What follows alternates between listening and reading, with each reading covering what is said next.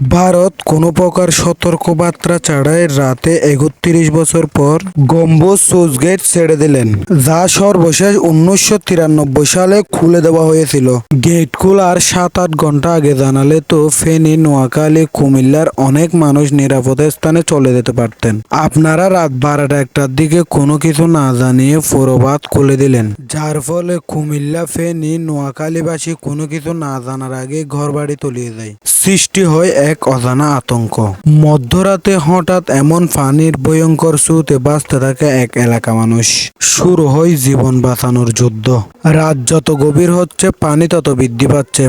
শত শত পরিবার আটকে পড়ে আছে।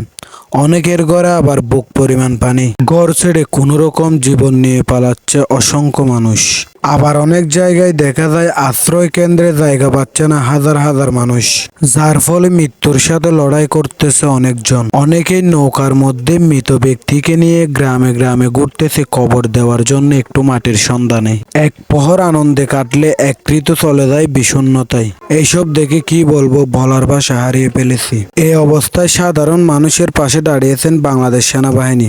সেলুট জানায় বাংলাদেশ সেনাবাহিনীকে। আল্লাহ সবাইকে হেফাজত করুক।